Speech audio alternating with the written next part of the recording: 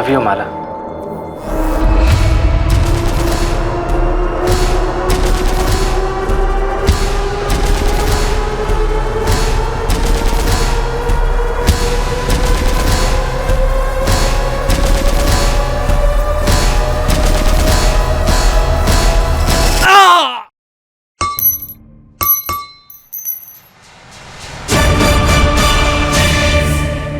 कहते हैं कि पति पत्नी का रिश्ता स्वर्ग में तय होता है, लेकिन अगर दोनों में से एक भी इस रिश्ते की गरिमा को संभालने में असफल साबित हो तो दोनों की जिंदगी नर्क बन जाती है। भोपाल में रहने वाले माला और सत्यम राठौड़ की शादी को 1 साल पूरा हुआ था। माला मां बनने वाली थी और सभी इस बात से बहुत खुश थे, लेकिन इस सब के बीच एक ऐसा सच पनप रहा था जो सबकी नजरों से बचा हुआ था।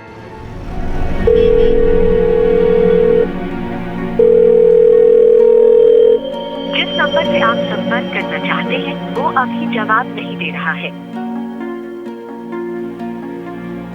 माला, दूध पी ले और नाश्ता कर ले। माँ, सुबह सुबह दूध नहीं, चाय दे दे। हड्डियां कमजोर हो गई हैं तेरी। बच्चा कैसे जनेगी? ये सत्यम भी ना अभी तक सो रहा होगा। माँ, इसीलिए मैं घर छोड़ के नहीं आती। आज फिर उसे पक्का लेट होगा ऑफिस जाने में। बच्चा नहीं है वो, उठ जाएगा। तू अपना ध्यान रख, दूध पी ले और नाश्ता कर ले और थोड़ी देर आराम कर ले। नहीं माँ, उठेगा तो फिर फोन करके बोलेगा कि उठाया क्यों। एक तो इसने परेशान करके रखा है, ऊपर से सत्यम। पता नहीं बड़ा कब होगा ये लड़का। हो जाएगा, तू नाश्ता कर ले।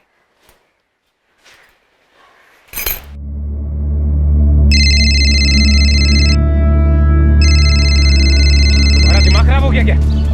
देखिए, आई थिंक हमें थोड़ा पेशेंस से काम लेना चाहिए। के सर ने सिर्फ अनुष्का को अंदर बुलाया है, किसी और को नहीं। ठीक मैम आप जाइए। मैं आती हूँ। सत्यम, हमें ठीक नहीं लग रहा अनुष्का। सिद्धांत तो मेरे अपना। सत्यम, अगर मुझे उनसे भी डर के रहना पड़े। अग्रवाल अंकल? हाँ अंकल।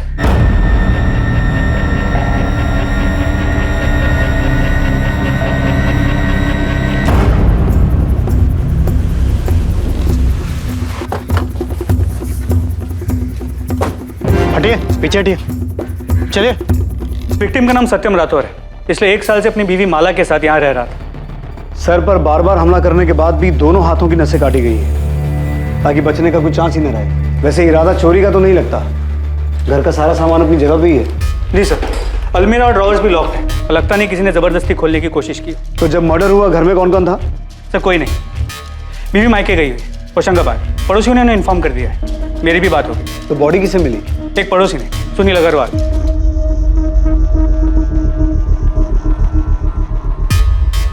ये अंगूठी? सर शायद इसी की है, उंगली पे अंगूठी का निशान है। सो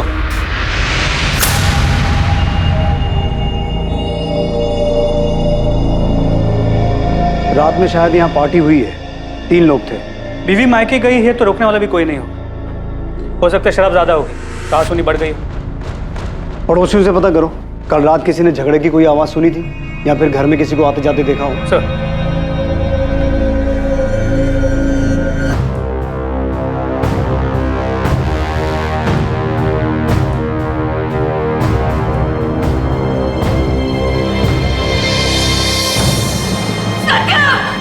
आप अपने पेरेंट्स के घर कब गई थी? ये 4 दिन पहले हमारे घर आई थी। माला की तबीयत कुछ दिनों से ठीक नहीं थी, तो हमने ही कहा कि हमारे साथ आके रहे। और सत्यम का परिवार? सत्यम के माता पिता की कुछ साल पहले एक एक्सीडेंट में डेथ हो गई थी। मैं उसके पिता को जानता था और सत्यम को भी। बहुत होनहार लड़का था, मेहनती। जो कुछ भी बनाया था उसने अपने दम पे बनाया था। मैं बहुत गर्व करता था उस पर, इसीलिए मैंने अपनी माला का रिश्ता उसके साथ तय किया था। और इनकी शादी के बाद हम ही उसका परिवार थे। तो आप बता सकते हैं कि सत्यम के साथ ये सब कौन कर सकता है? सत्यम का किसी के साथ कोई झगड़ा, कोई दुश्मनी? नहीं इंस्पेक्टर साहब, वो सत्यम तो बहुत ही शांत स्वभाव का लड़का था। हमें सत्यम की लाश के पास से ये अंगूठी मिली है, ये सत्यम की है? जी हाँ इंस्पेक्टर साहब, 2 महीने पहले माला और सत्यम की शादी की पहली सालगिरह थी। उस वक्त माला ने ये अंगूठी उसे गिफ्ट दी थी। आई लव यू माला। जीजू, आपने बताया नहीं, आपको दीदी का गिफ्ट कैसा लगा? बहुत अच्छा। भगवान तुम दोनों को सबकी बुरी नजर से बचाए। नजर कैसे लग सकती है माँ? आप दोनों का आशीर्वाद जो है। मुझे तो लगता है कि मेरी बच्ची को हमारी नजर लग गई। तो सत्यम की उंगली में ये अंगूठी ढीली थी क्या? नहीं, ये तो सत्यम की माँ की थी। मैं खुद माला के साथ गई थी बनवाने के लिए। तो फिर ये अंगूठी उंगली से निकल कैसे गई? शायद उसी ने निकाल दी होगी। उसे अंगूठी पहनना पसंद नहीं था। सगाई की अंगूठी भी 4 महीने बाद उसने निकाल के अलमारी में रख दी थी। घर की अलमारी में? घर में और भी गहने हैं? माला के सारे गहने घर के अलमारी में ही रखे हुए।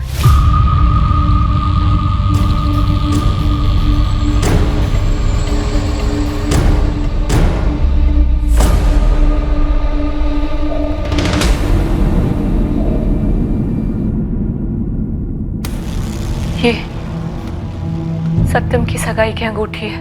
आप हमेशा ये गहने घर पे रखती हैं? जी।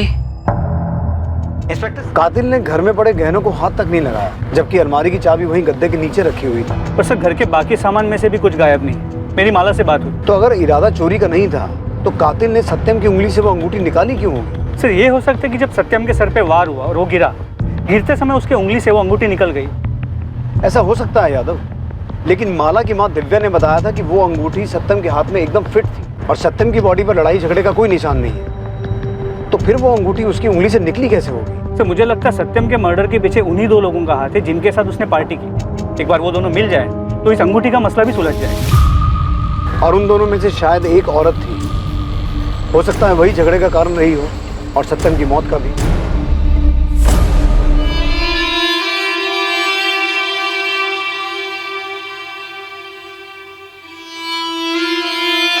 माला, तूने सुबह से कुछ नहीं खाया। चाहकर भी खुद को यकीन नहीं दिला पा रही हूँ माँ कि सत्यम अब नहीं रहा। किसी ने उसे हमसे छीन लिया है। ऐसा क्यों हुआ माँ?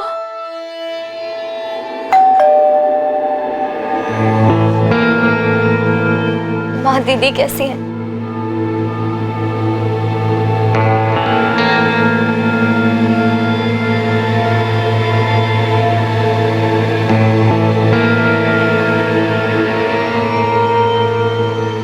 सत्यम के कॉल लॉग्स के हिसाब से 11 सितंबर को शाम 7 बजे उसने पारुल आपको फोन किया था। हाँ, सत्यम जीजू का कॉल आया था। क्या बात हुई थी? एक्चुअली मैं 2 दिन से दिल्ली में थी।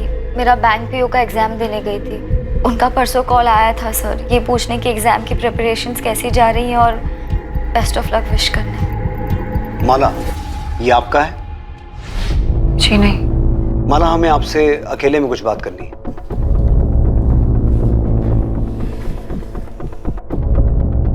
आपने बताया था कि आप कुछ दिन पहले अपने पेरेंट्स के घर गई थी। तो पेरेंट्स के घर जाने से पहले आपके सत्यम के साथ संबंध बने थे? ये सब क्या पूछ रहे हैं सर आप? इसका सत्यम के खून से क्या लेना देना? दरअसल हमें ऐसा शक है कि आपके पति सत्यम का किसी के साथ अफेयर चल रहा था। पागल हो गए क्या सर आप? कुछ भी कह रहे हैं? अरे एक कॉम्पैक्ट क्या मिल गया आपको? आपको लगता है कि उनका अफेयर चल रहा था किसी औरत के साथ? मेरे पति मुझसे बहुत प्यार करते थे सर, और मैं भी। मर्डर हुआ है उनका। उनके खूनी को ढूंढने की बजाय आप उन्हीं के कैरेक्टर पे उंगली उठा रहे हैं। आपके घर से इस कॉम्पैक्ट के अलावा हमें यह भी मिला है आपके बेडरूम के डस्टबिन से। हम आपकी कंडीशन समझते हैं, लेकिन कातिल तक पहुंचने के लिए हमारे लिए सच जानना जरूरी है। हमें शक है कि जिस रात सत्यम का खून हुआ था, उस रात वो अपने घर पर किन्हीं 2 लोगों के साथ पार्टी कर रहा था, और उनमें से शायद एक औरत थी। सत्यम ने उस औरत के साथ शारीरिक संबंध बनाए और उसके बाद उन लोगों में किसी बात को लेकर कहासुनी हो गई, जिसकी वजह से सत्यम का खून हुआ। क्या आप हमें सत्यम के ऐसे खास दोस्तों के बारे में बता सकती हैं? कौन हो सकते हैं वो लोग? मुझे ये सब नहीं पता सर। देखिए इंस्पेक्टर साहब, मैं आपको पहले भी कह चुका हूं कि सत्यम बहुत ही शरीफ लड़का था। दयानंद जी, लोग जैसे दिखते हैं असल में वैसे ही हों ये जरूरी नहीं। असलियत कुछ और भी हो सकती है। आप हमें सत्यम के बारे में और क्या बता सकते हैं? सत्यम धीरज एस्टेट में जॉब करता था। रियल एस्टेट का ऑफिस है। और उसके साथ साथ अपने दोस्त मयंक के साथ डिजिटल प्रिंटिंग की शॉप चलाता था। उसके अलावा हमें कुछ नहीं पता है वो किसके साथ पार्टी कर रहा था, वो लड़की कौन थी, हमें कुछ नहीं पता है।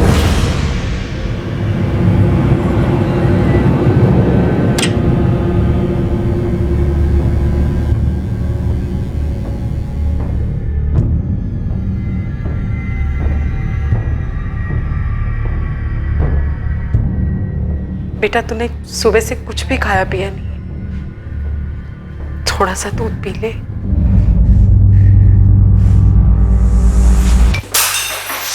ये क्या किया? सब कुछ धोखा था। सत्यम मेरे पीठ पीछे दूसरी औरतों के साथ। तुझे होश भी है? तू क्या कह रही है? सच कह रही हूँ। जब मैं यहाँ अपना और हमारे होने वाले बच्चे का ध्यान रख रही थी, तब वो वहां अपने दोस्तों और उन औरतों के साथ रंगरलियां मना रहा था। पुलिस को सबूत मिले हैं मां। हाँ?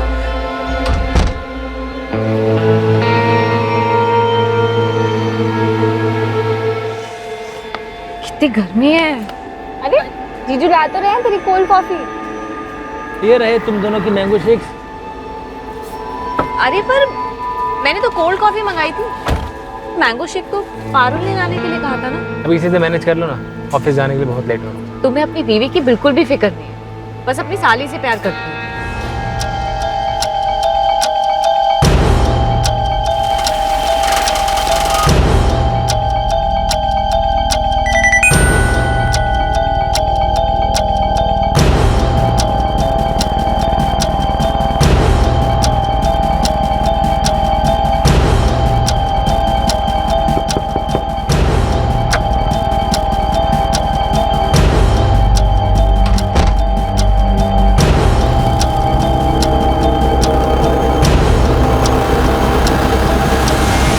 मुझे बहुत डर लग रहा है, अजीब सी फीलिंग आ रही है। परेशान मत हो,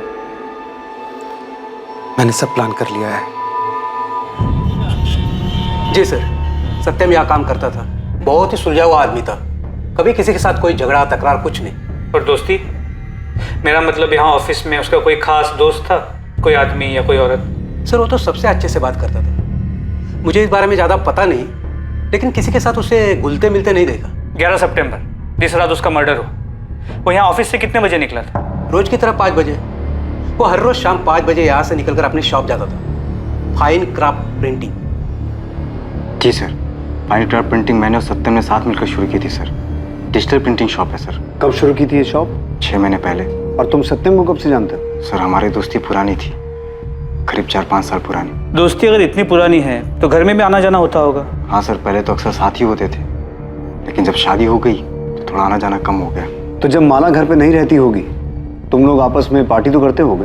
हाँ सर, कभी कभी। तो फिर मर्डर वाली रात पार्टी में ऐसा क्या हुआ था तुम दोनों के बीच कि तुमने सत्यम को मार ही दिया? ये आप क्या बोल रहे हैं सर? उस रात मैंने उसके साथ कोई पार्टी नहीं की। इनफैक्ट मैं 1 महीने पहले आखिरी बार उसके घर गया था, और मैं उसको क्यों मारूंगा सर? वो मेरा दोस्त था। लेकिन मयंक, आंकड़े यही बताते हैं कि आखिर में दोस्ती दुश्मन निकलते हैं। मुझे सच सच बताओ, तुम्हारी प्रिंटिंग की दुकान को लेकर आपस में कोई झगड़ा था? सर ऐसा कुछ नहीं था, और ना ही मैंने कुछ किया। दूसरी बात यह है सर कि सत्यम माला भाभी को कभी धोखा दे ही नहीं सकता। सत्यम तो माला भाभी पे जान छिड़कता था, और वो कभी नहीं चाहता था कि माला भाभी को किसी चीज की कमी महसूस हो। इसीलिए वो जॉब के साथ साथ बिजनेस बढ़ाने में भी लगा था। मर्डर वाली रात 11 सितंबर को सत्यम कितने बजे निकला था दुकान से? वैसे तो वो रोज 10 बजे निकलता था, उस दिन उसको कुछ काम था तो 7 बजे निकल गया था। क्या काम था? ये तो पता नहीं सर, उसने किसी को कॉल किया और वो निकल गया।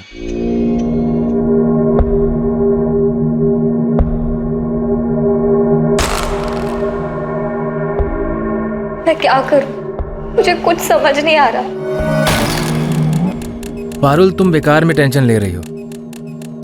मेरा यकीन करो, कुछ नहीं होगा।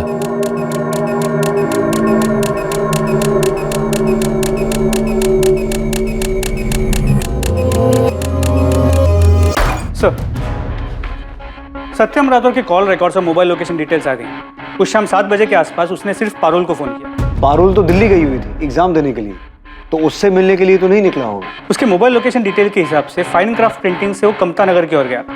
तो वहाँ से करीब रात 10 बजे के आसपास अपने घर वापस आया। अगर घर में पार्टी हुई थी तो प्लानिंग भी हुई होगी, दोस्तों को फोन किया गया होगा, या फिर हो सकता है कि पार्टी का प्लान पहले से ही बना हो, वो अपने दोस्तों से मिलने कमता नगर गया हो और उन्हें लेकर अपने घर चला गया हो। इस सत्यम का बैकग्राउंड चेक करने के लिए मैंने एक आदमी को काम पे लगा दिया। वो कहाँ जाता था, क्या करता था, ये सभी डिटेल्स जल्दी मिल जाए। गुड। लेकिन इस सत्यम का कैरेक्टर पकड़ में नहीं आ रहा है। एक तरफ बीवी कह रही है कि बहुत प्यार करता था और दूसरी तरफ बीवी के घर से जाते ही ऐसी पार्टीज करता था जिसके बारे में किसी को कुछ पता ही नहीं। सर एक बात और, अपने क्लाइंट्स, ऑफिस स्टाफ और फैमिली के अलावा हाल फिलहाल में इसकी किसी अमन सैनी से 1-2 बार बात हुई। अमन, आप सत्यम के दोस्त थे? जी सर। कब से जानते थे उसे? तकरीबन 1 साल पहले सर, काम के सिलसिले में उससे मुलाकात हुई थी। बातें तो रोज़ रोज़ नहीं होती थी सर, लेकिन जब कभी भी हम मिलते थे तब काफ़ी बातें होती थी। तो कभी बातों बातों में सत्यम ने आपसे किसी औरत का जिक्र किया? नहीं सर, ऐसा तो उसने कभी कुछ नहीं कहा। और सर उसको देखकर भी ऐसा कभी कुछ लगता नहीं था कि उसका किसी दूसरी औरत के साथ चक्कर रहा होगा। 11 सितंबर की रात 10 से 1 के बीच में तुम कहाँ थे? घर पे था सर। लेकिन आप ये क्यों पूछ रहे हैं? उस रात सत्यम ने अपने घर में 2 लोगों के साथ पार्टी की थी और उनमें से एक औरत भी थी। नहीं सर, ना तो मैं वहाँ था और ना ही इस बारे में मैं कुछ जानता हूँ। और सर उसकी वाइफ प्रेग्नेंट है। मैं सत्यम को ऐसी किसी भी चीज़ में सपोर्ट नहीं करता। ठीक है अमन, तुम जा सकते हो। Thank you sir.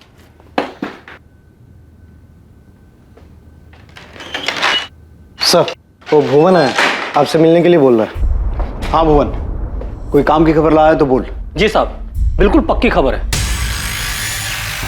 ये अपना सत्यम काफी शौकीन आदमी था। महीने में कई बार लाल मंडी के चक्कर लगाता था।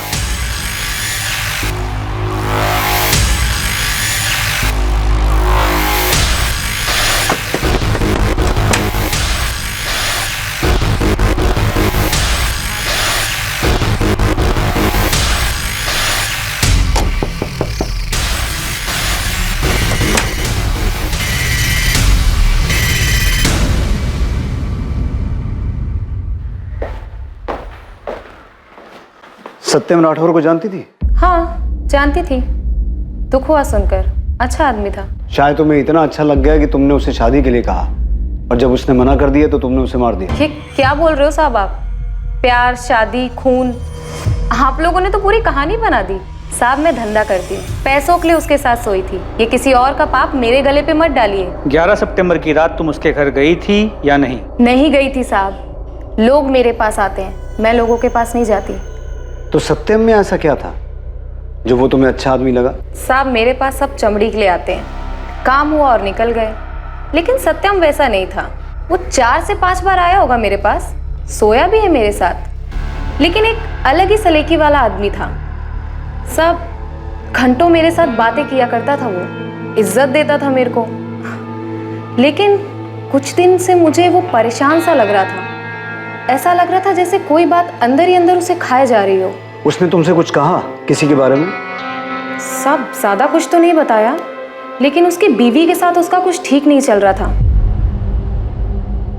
ये पहली बार था जब किसी ने पुलिस को बताया था कि सत्यम और माला के बीच सब कुछ ठीक नहीं था। लेकिन इसके नतीजे पर पहुंचना आसान नहीं था। क्या कनक जो कह रही थी वो सच था, या जैसा बाकी सबको दिखता था कि सत्यम और माला साथ में खुश थे वो सच था? क्या सच में माला और सत्यम के बीच के संबंध काफी खराब थे? और अगर ऐसा था तो माला ने ये सच अब तक बयां क्यों नहीं किया था? हाँ सर, हमारे झगड़े होते थे जैसे हर हस्बैंड वाइफ के बीच में होते हैं। हमारे बीच भी छोटी मोटी बात को लेके कहा सुनी हो जाती थी। ठीक है, मान लेते हैं, लेकिन वो कौन सी छोटी छोटी बातें थी जिनको लेकर आपके बीच कहा सुनी होती थी? नॉर्मल झगड़े सर, रोजमर्रा की जिंदगी वाले। जैसे कपड़े बेड पे पड़े हैं, सामान बिखरा पड़ा है, मेरा टोकना उसे पसंद नहीं आना। माला जी, मैं अच्छी तरह से जानता हूं कि आप कुछ छुपा रही हैं। आपका पति प्रोस्टिट्यूट के पास जाता था। जब आप घर पे नहीं रहती थी तो वो किसी दूसरी औरत के साथ था, और आप कह रही हैं कि आपकी मैरिड लाइफ नॉर्मल थी। देखिए, कुछ बताना है तो बता दीजिए, बाद में कहीं ऐसा ना हो कि वक्त ना रहे बताने के लिए। सर, मेरी और सत्यम की अरेंज मैरिज थी। मेरे पापा सत्यम को बहुत पहले से जानते थे, उसे बहुत पसंद करते थे। मुझे भी सत्यम बहुत पसंद था। शादी के 6 महीने तक सब ठीक चल रहा था सर। फिर धीरे धीरे सत्यम में अजीब सा बदलाव आने लगा। पैसे को लेके अजीब सा लालच आ गया था उसमें। सर, मैं बिजली विभाग में काम करती हूँ। मेरी और सत्यम की सैलरी मिला के घर आराम से चल जाता था,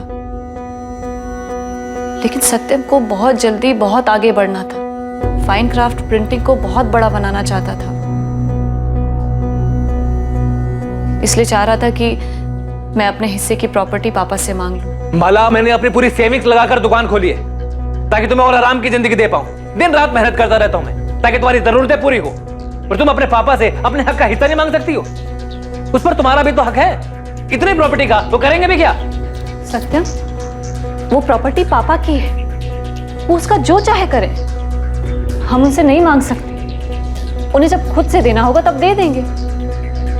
सत्यम तो और मुझे लगता था कि तुम मुझसे प्यार करती हो। तो आपने पहले हमें ये सब बताना जरूरी नहीं समझा? सर, मैं पापा के सामने ये सच नहीं बताना चाहती थी। पापा उस पर बहुत भरोसा करते थे और मैं उनका भरोसा नहीं तोड़ना चाहती थी। हाँ, हमारे बीच झगड़े होते थे, लेकिन पिछले कुछ महीनों से सब कुछ ठीक होता हुआ नजर आ रहा था मुझे। बच्चे की खबर सुनकर वो बहुत खुश था। हाँ, वो जरूरत से ज्यादा समय अपने काम पे बिताता था, लेकिन मुझे लगा कि शायद वो हमारे आने वाले बच्चे के लिए कर रहा है ये सब। लेकिन अब मुझे पता लगा कि वो मुझसे दूर सारा वक्त उस कनक के साथ बिता रहा था, काम पे नहीं।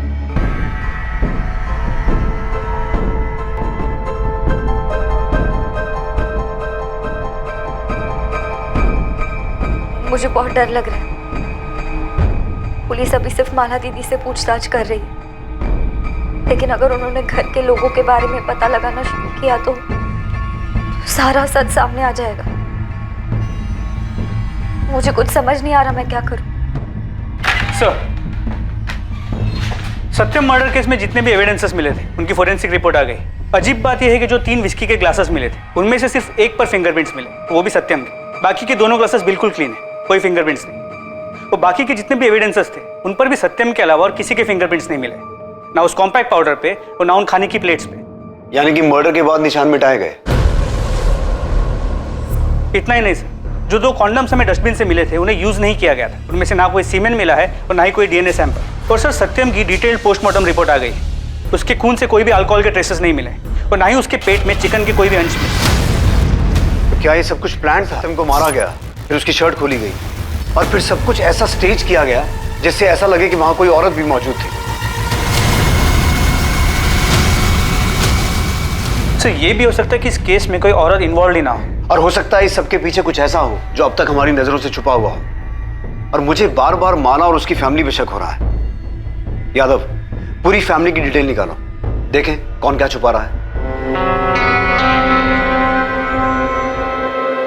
ये फॉर्म फिल करके आप सबमिट कर दीजिए। कल आपका 12 बजे का अपॉइंटमेंट है।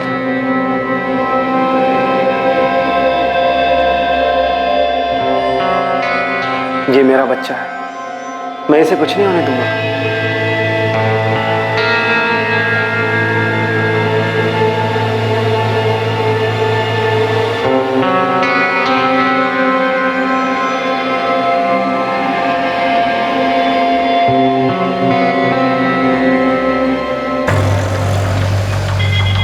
आप माला के साथ बिजली विभाग में काम करती हैं, क्या आप उसके बारे में कुछ बता सकती हैं? माला एक अच्छी लड़की है। वो मेरी दोस्त है इसलिए नहीं बोल रही, बल्कि असल में वो सबकी हेल्प करती है। वो बहुत प्यार करती थी सत्यम से। क्या कभी उसने उनके बीच किसी झगड़े के बारे में बताया? नहीं सर, इनफैक्ट वो सत्यम को सरप्राइज करने का एक भी मौका नहीं छोड़ती थी। कितनी बार तो वो ऑफिस से हाफ डे लेकर निकल जाती थी। पूछने पर यही बोलती थी कि उसे सरदर्द की प्रॉब्लम है, लेकिन सर उसके चेहरे की खुशी से पता चलता था कि वो अपने पति के पास ही जा रही है। आपकी दोस्त ने हमें बताया कि आप अक्सर ऑफिस से हाफ डे लेकर निकल जाती थी, जबकि आपने हमें बताया था कि सत्यम काम के सिलसिले में रात 10 बजे तक घर से बाहर ही रहता था। तो आखिर आप ऑफिस से निकल कर जाती कहाँ थी? मैं घर ही जाती थी सर, और कहाँ जाऊंगी? मुझे माइग्रेन का प्रॉब्लम है सर, इसलिए जब सर दर्द बर्दाश्त के बाहर हो जाता था तब छुट्टी लेकर घर चली जाती थी। तो किस डॉक्टर को दिखा रही थी आप? किसी को नहीं सर, बस थोड़ा सा रेस्ट लेती थी और ठीक हो जाती थी। आपको माइग्रेन की वजह से अक्सर ऑफिस से हाफ डे लेकर जाना पड़ता था, लेकिन आपने आज तक किसी डॉक्टर को दिखाया ही नहीं। ये सब क्या फिजूल के सवाल कर रहे हैं सर आप? गलती हो गई, डॉक्टर को नहीं दिखाया, अब चली जाऊंगी बस, और कुछ? बस इतना ही कि अगर इस सब में आपका कोई हाथ हुआ ना, तो ये बिल्कुल मत सोचिएगा कि आपकी प्रेगनेंसी की वजह से कानून आपको बख्श देगा। जब किस्मत ने ही नहीं बख्शा तो कानून से क्या फर्क पड़ेगा? सजा तो मैं भुगत ही रही हूँ।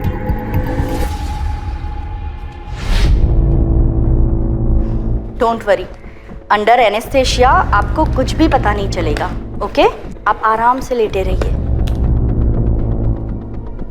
अगर माला को पता चल गया था कि सत्यम उसे धोखा दे रहा है, तो भी माला को उसे मारने की जरूरत नहीं थी, उसे छोड़ सकती थी। अच्छे घर से, फैमिली सपोर्ट कर। माला की रिएक्शन को देखकर मैं खुद नहीं समझ पा रहा हूँ कि वो सच बोल रही है कि झूठ। लेकिन माला के अलावा सत्यम को मारने का किसी के पास मोटिव नहीं है। सर, माला और उसके फैमिली मेंबर्स के पिछले 5 महीनों के कॉल रिकॉर्ड्स।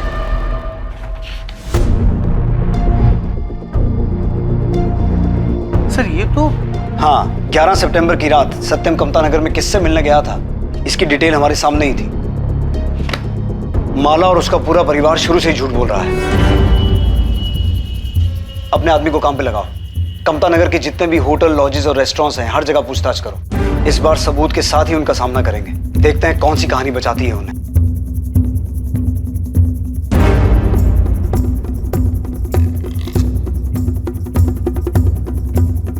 खबर पक्की है, ये दोनों कामता नगर आए थे, इन दोनों को ही देखा गया है।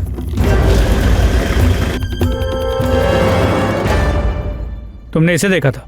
हाँ सर, वो लड़की कमरे में इसी आदमी के साथ थी, बहुत रो रही थी साहब। फिर क्या हुआ? सर मैं बस कमरे में चाय देने के लिए गया था, उसके बाद क्या हुआ मुझे नहीं पता। इसके अलावा कुछ देखा या सुना? सर एक बात और,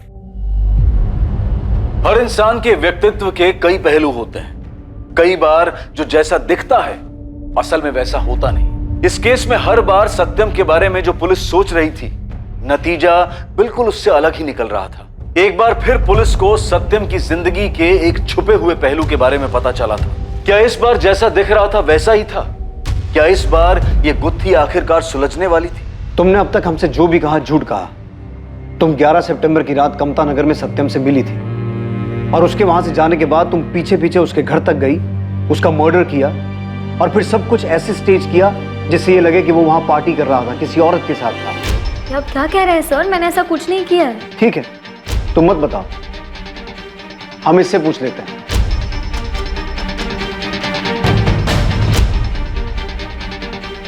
हम सच जानते हैं पारुल। ये रहे तुम्हारे फोन लोकेशन डिटेल्स। तुमने हमसे झूठ कहा था कि तुम बैंक पीओ का एग्जाम देने के लिए दिल्ली गई थी, जबकि तुम यहां भोपाल में ही मौजूद थी।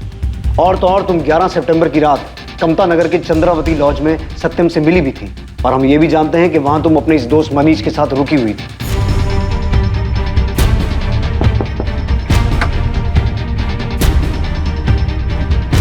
तुम्हारे ब्लेस्ड मैटरनिटी क्लिनिक के डिटेल्स भी हैं हमारे पास, जहां तुमने 2 दिन पहले ये अबॉर्शन करवाया था। क्या था ये पारुल? Love triangle?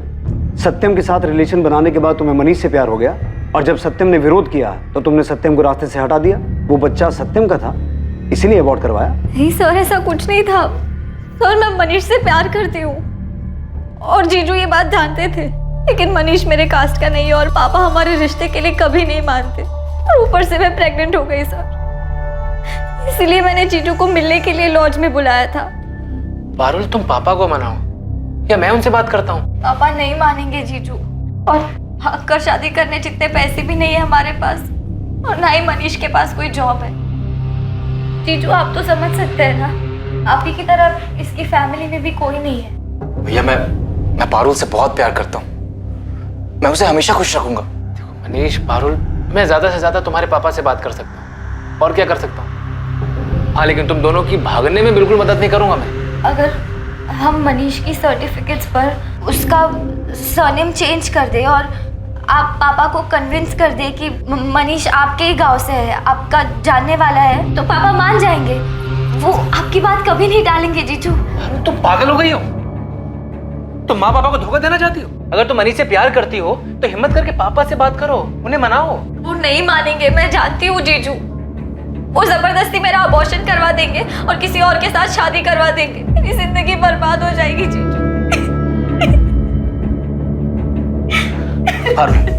पारुल, ऐसा करने की गलती कभी मत करना। अगर मनीष से प्यार करती हो तो किसी और से शादी मत करो। पारुल, ऐसा करने से 3-3 जिंदगियां बर्बाद हो जाएंगी। मैं जानता हूं कितना दुख होता है जब आपको पता चलता है कि आपका साथी किसी और से प्यार करता है। पारुल, अगर सच में तुम मनीष से प्यार करते हो तो अपने पापा से बात करो, कन्विंस करो उन्हें। मैं तुम्हारे साथ हूं। जीजू के जाने के बाद मुझे कुछ समझ नहीं आ रहा था सर। मैं बहुत डर गई थी और घर वालों से लड़ने की हिम्मत भी नहीं थी, इसलिए मनीष के मना करने के बावजूद मैंने अबॉर्शन करवा लिया। सत्यम ने ये क्यों कहा कि जानता है जब आपका साथी किसी और से प्यार करे तो कितना दर्द होता है? माला और सत्यम के बीच में कोई था क्या? माला का किसी के साथ कोई अफेयर था? नहीं सर, ऐसा कुछ नहीं था। जीजू तो बस ऐसे ही। पारुल, सच सच बोलो, क्या बात है?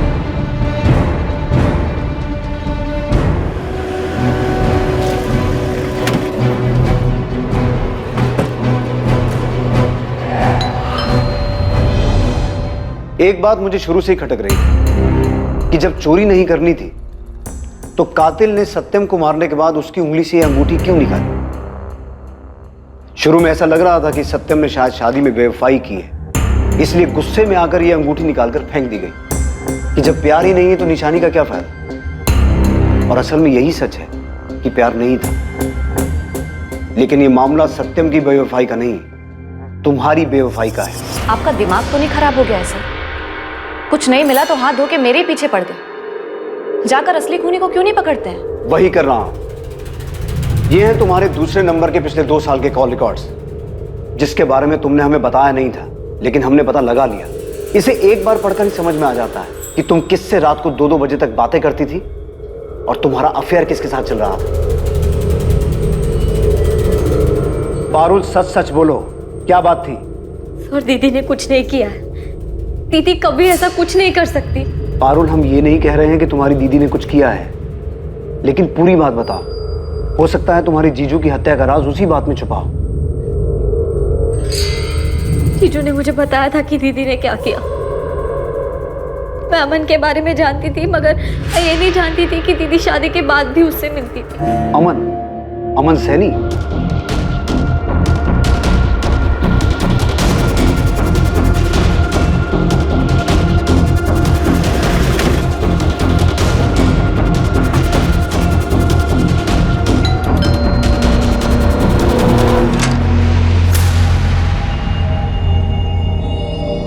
हम जानते हैं माला कि तुम्हारा और अमन का पिछले 2 साल से अफेयर चल रहा था, जिससे तुम अपने इस दूसरे नंबर 4442198221 से रेगुलर टच में थी। नहीं सर, ऐसा नहीं है ऐसा जैसा आप सोच रहे हैं। अमन ने अपना जुर्म कबूल कर लिया है माला। अब सच छुपाने का कोई फायदा नहीं है। बोलो माला। सर, मैं सत्यम से शादी करने के पहले से अमन से प्यार करती थी।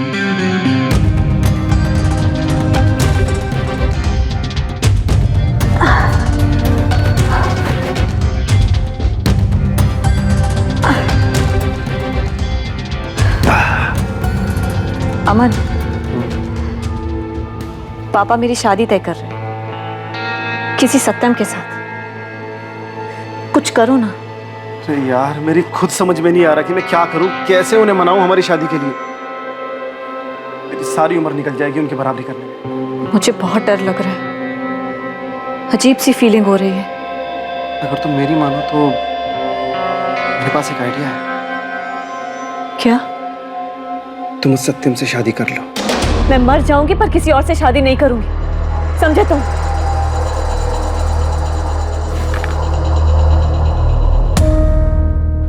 तुम परेशान मत हो माला, मैंने सब प्लान कर लिया है।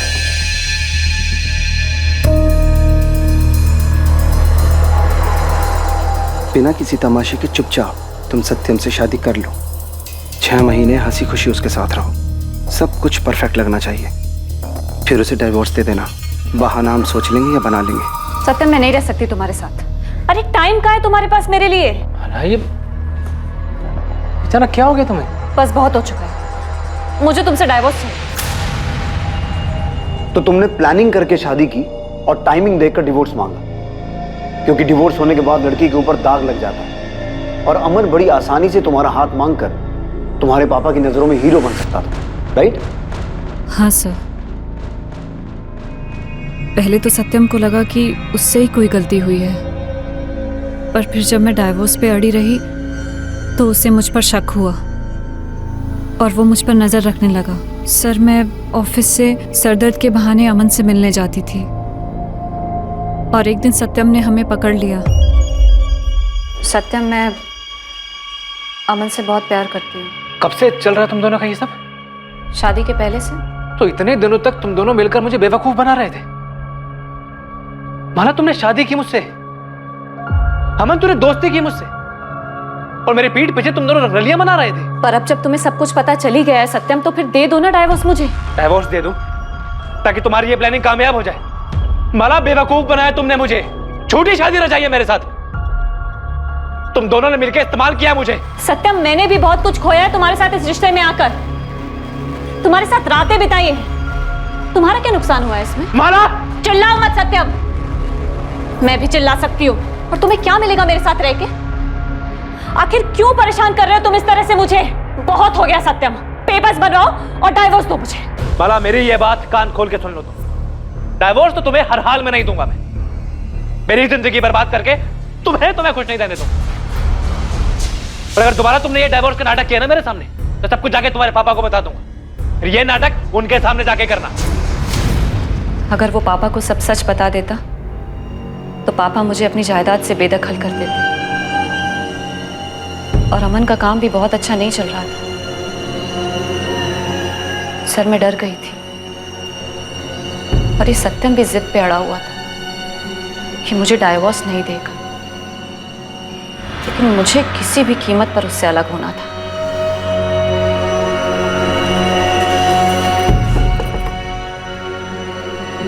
मैं मां बनने वाली हूं सत्यम।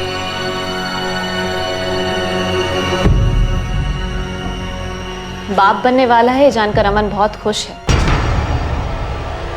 हम दोनों का बच्चा इस दुनिया में आएगा, हमारे प्यार की निशानी। अब देखती हूँ कि तुम मुझे डाइवोर्स कैसे नहीं देते हो। हर रोज अमन का बच्चा मेरे पेट में पलेगा और तुम्हें यकीन दिलाएगा कि मैं तुम्हारी नहीं, अमन की हूँ। माला, तुम्हें जो करना है कर लो, डाइवोर्स तो तुम्हें मैं कभी नहीं दूंगा। सत्यम, वो तो मैं करूंगी। छुटकारा तो तुमसे लेकर रहूंगी, चाहे जो हो जाए। ये जो तुमने मुझे पल पल अपने साथ बांध कर रखा है ना, पछताओ। अब उसने मेरे पास और कोई चारा नहीं छोड़ा था। तभी मैंने सोच लिया था कि सत्यम को अब जाना होगा। फिर तब से ही मैंने और अमन ने मिलना बंद कर दिया। फिर मैंने सत्यम और अपने घर वालों को ये दिखाया कि हम में बहुत प्यार है, और सत्यम को भी यही लग रहा था कि मैं इस शादी को एक और चांस देना चाहती हूँ। इसलिए हमारी पहली सालगिरह में मैंने उसे ये अंगूठी दी थी।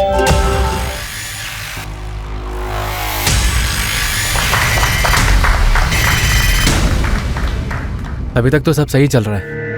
पारुल, मैं माला से बहुत प्यार करता हूँ, पर मुझे नहीं पता मैं इस बच्चे को अपना भी पाऊंगा या नहीं। जीजू, दीदी इस रिश्ते को और एक मौका दे रही है, आप भी कोशिश करिए प्लीज। तो पिछले 4-5 महीने में तुमने सॉलिड एक्टिंग करके पूरे ड्रामे का स्टेज सजा दिया। हाँ, मेरा दूसरा फोन मेरे पास शादी के पहले से था, हम उसी के जरिए बात करते थे। फिर मैंने ऑफिस से छुट्टी ली और 4 दिन के लिए माँ पापा के घर आ गई। फिर 11 सितंबर की सुबह अपने दोस्त के पास जाने के बहाने मैं भोपाल आई। फिर अमन के साथ सत्यम के घर गई। याद रखना, ये जो हम कर रहे हैं ना, अपने लिए और अपने होने वाले बच्चे के लिए कर रहे हैं। हमारे पास और कोई रास्ता नहीं है। उसने मुझे बहुत परेशान किया है, मुझे उसकी एक एक चीख सुननी है, समझे?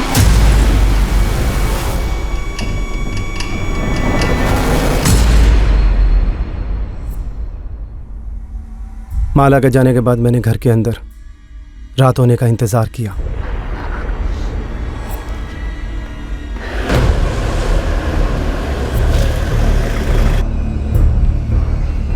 माला, लगता है वो आ गया। तुम्हें उसकी चीखें सुननी थी ना? तैयार है ना?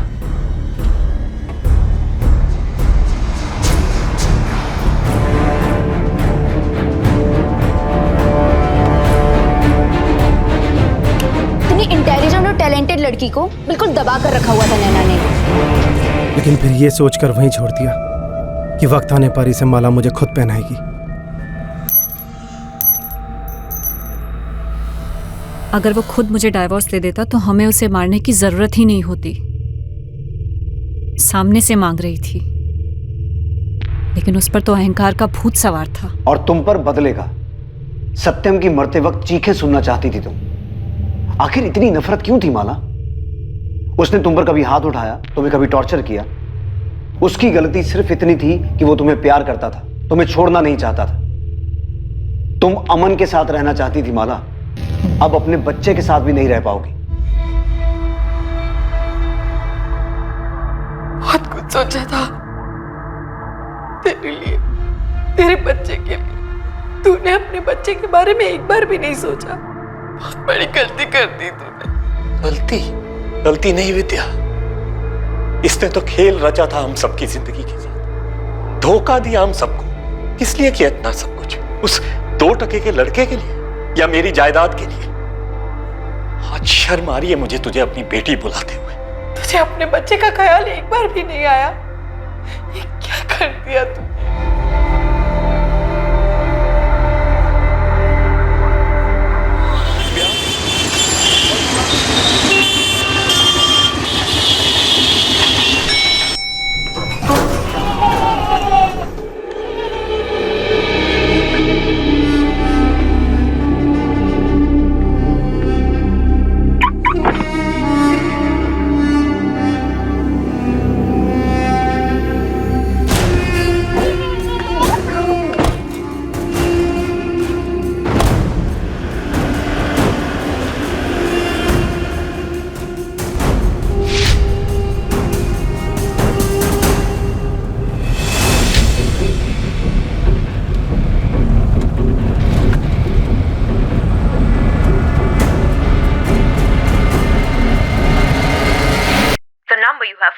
is currently switched off.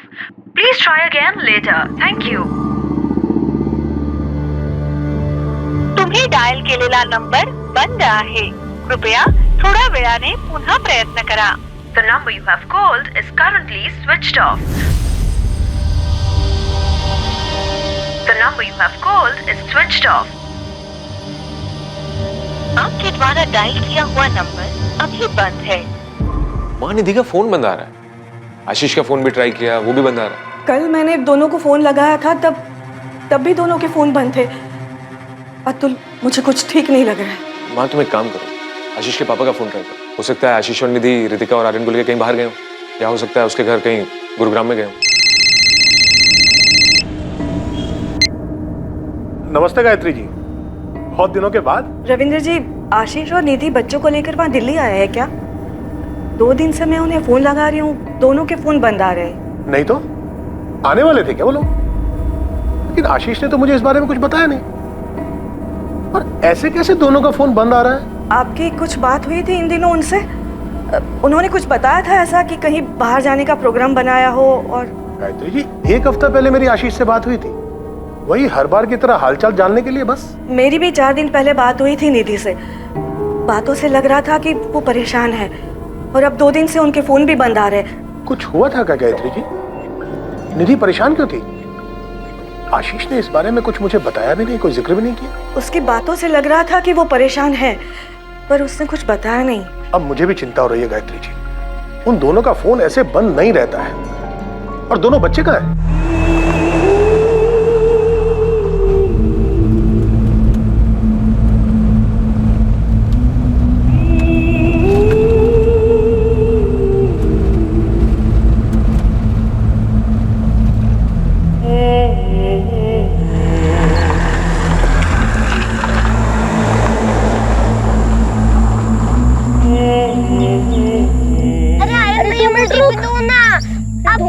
कब से खेल, मुझे भी दो ना। मम्मी देखो ना, आर्यन भैया मुझे खेलने नहीं दे रहे हैं। आप हमेशा ऐसे करते हो। अरे बस 2 मिनट रुक जा, फाइनल लेवल पर हूँ। अरे नहीं, अब मुझे दो ना, मुझे भी खेलना है ना। आप हमेशा ऐसे करते हो।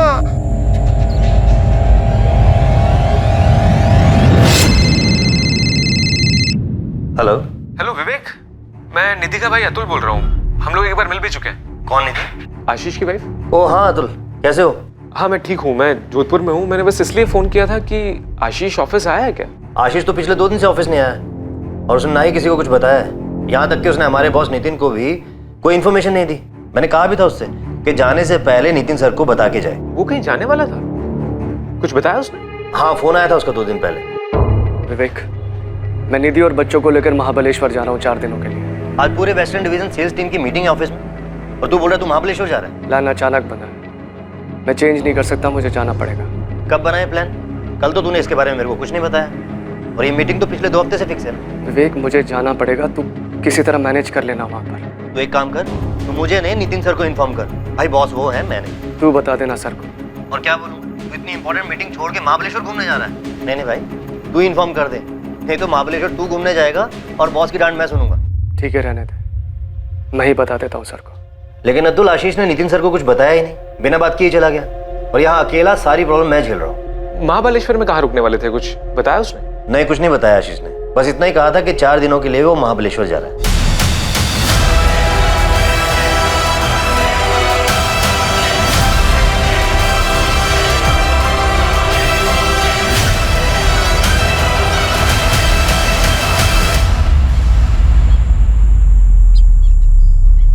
आशीष शर्मा, निधि शर्मा और उनके बच्चे आर्यन और रितिका को घर से गायब हुए अब 4 दिन बीत चुके थे और उनके परिवार वालों के पास उनकी कोई खबर नहीं थी। निधि का भाई अतुल जो कि जोधपुर में रहता था और आशीष के पिता रविंद्र शर्मा जो गुरुग्राम में रहते थे, अब मुंबई के लिए रवाना हो चुके थे। सर ये मेरी बहन निधि शर्मा और ये उसका पति आशीष शर्मा और ये आर्यन और रितिका। आपने इनके घर पे चेक किया? किया था सर, वहाँ ताला लगा है सर। सिक्योरिटी और पड़ोसियों ने बताया कि कुछ दिन से उन लोगों ने देखा ही नहीं है इनको। महाबलेश्वर में ये लोग रुकने वाले कहाँ थे?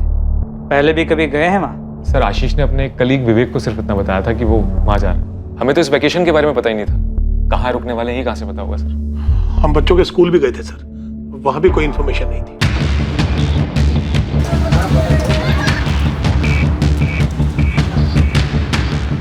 महाबलेश्वर का एक होटल चेक किया गया, लेकिन पुलिस को ना आशीष शर्मा या निधि शर्मा के नाम से कोई बुकिंग मिली और ना ही उनकी कोई खबर।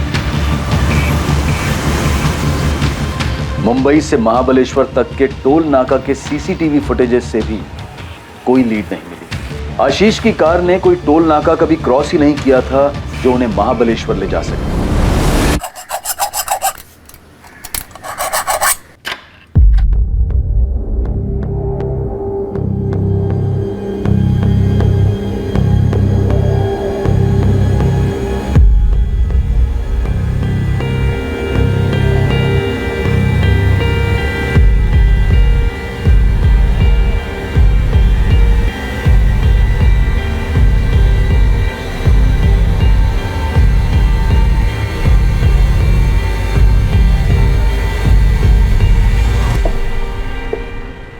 सर, ये 2 मोबाइल मिले। क्या है दोनों फोन आशीष के ही हैं या आशीष और निधि के?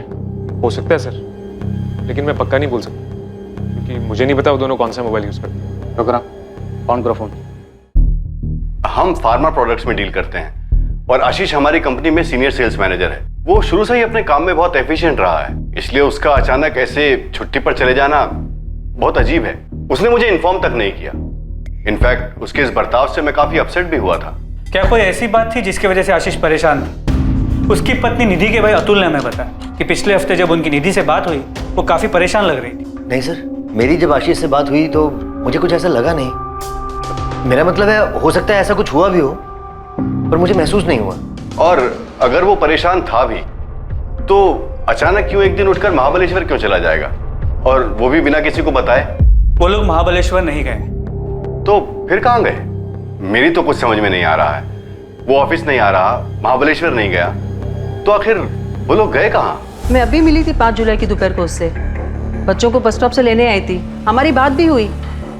निधि ने तो कोई जिक्र नहीं किया महाबलेश्वर के बारे में। कविता जी, क्या हाल फिलहाल में निधि ने आपसे कोई ऐसी बात कही हो जिससे आपको लगा हो कि वो काफी परेशान है? निधि, तुम एक बार बीकेपी कोचिंग क्लासेस ट्राई करके तो देखो, उनके मैथ्स टीचर बहुत ही अच्छे हैं। कविता, मैंने आर्यन को ऑनलाइन ट्यूटोरियल्स के लिए सब्सक्राइब कर लिया है, वही उसके लिए ठीक है। अरे तेरी बात सही है, लेकिन ऑनलाइन ट्यूटोरियल में टीचर वहाँ खुद तो नहीं होता ना बच्चों को समझाने के लिए, बस कंप्यूटर पे सब कुछ बोल देता है। तू एक बार क्लासेस तो ट्राई करके देख, अगर तू हाँ बोले तो एक दिन मैं अपने पूजा के साथ आर्यन को भी ले जाती हूँ, एक दिन का फ्री ट्रायल ऑर्गेनाइज कर देती हूँ आर्यन के लिए। सच में ऐसे मैथ्स टीचर कहीं नहीं मिलेंगे। अच्छा ठीक है, मैं आशीष से बात करती हूँ। हमने बस रोजमर्रा की बात की थी, उन लोगों का महाबलेश्वर जाने का कोई प्लान है ऐसा तो नहीं बोला। हो सकता है उनके यहाँ घर काम करने वाली कमला को कुछ पता हो। मैडम, मैं 5 तारीख को गई थी उनके घर काम करने के लिए, लेकिन उन्होंने बताया नहीं उन्हें बाहर जाना है, वो भी 4 दिनों के लिए। हमेशा बाहर जाती है तो मुझे बता देती है। कमला, आशीष और निधि के बीच कोई झगड़ा वगैरह हुआ था क्या? मैंने तो कभी ऐसा कुछ भी नहीं देखा है, मैं तो काम करके चली जाती है। 6 तारीख को भी आई थी काम करने के लिए, तो वो वॉचमैन रमेश है ना, उसने बोला साहब और मैडम बच्चे लोग तक कहीं बाहर गए हैं। नमस्ते साहब, मैंने अतुल जी और साहब के पिताजी दोनों को बताया था। मैंने आशीष साहब और उनकी पत्नी को अपने बच्चों के साथ जाते हुए देखा था, और हाँ, साथ में सामान भी था। और साहब, ये 15 नंबर का पार्किंग है ना, ये उन्हीं का है, गाड़ी वहीं लगी थी। वो आए, गाड़ी में बैठे और निकल गए। और कोई नहीं था उनके साथ? और कोई नहीं था साहब, मैं ही ड्यूटी पे था, मुझे पक्का याद है। सर ये 6 जुलाई का फुटेज ट्रांसफर किया पेन ड्राइव में, इसमें चारों दिखाई दे रहे हैं, आशीष, उसकी वाइफ निधि और उसके दोनों बच्चे आर्यन और रितिका। महेंद्र जी के हस्बैंड वाइफ के बीच में किसी किस्म का कोई टेंशन था? सोसाइटी में किसी ने कुछ सुना? सर ऐसा तो मुझे कुछ सुनाई या दिखाई नहीं दिया, और वैसे मैंने सोसाइटी में कविता जी, सेकंड फ्लोर वाली मीना जी और अश्विता जी से भी पूछकर बात की थी।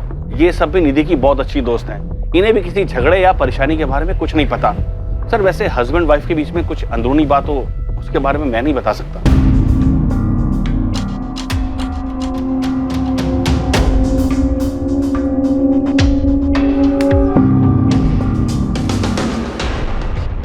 सर आमतौर पे बच्चे तो घूमने फिरने के लिए काफ़ी एक्साइटेड रहते हैं, और यहाँ पर भी बच्चे एक्साइटेड हैं,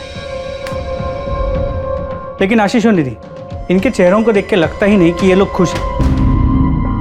आप खुद ही देखिए, ऐसा लग नहीं रहा कि छुट्टी पे जा रहे हैं, चेहरे पे इतनी उदासी। महाबलेश्वर, वहाँ तो ये पहुँचे नहीं। हमने अपनी तरफ से महाबलेश्वर का हर एक होटल, लॉज सब जगह चेक करा है। हमने सर्च ऑपरेशन तो लॉन्च कर दिए, पर किसी भी बाहरी खतरे की संभावना नजर नहीं आ रही। तो साफ है कि महाबलेश्वर वाली बात सिर्फ एक बहाना, लेकिन असल बात कुछ और है, जो सिर्फ पति पत्नी के बीच हुई, जिसकी वजह से परिवार समेत कहीं चले गए।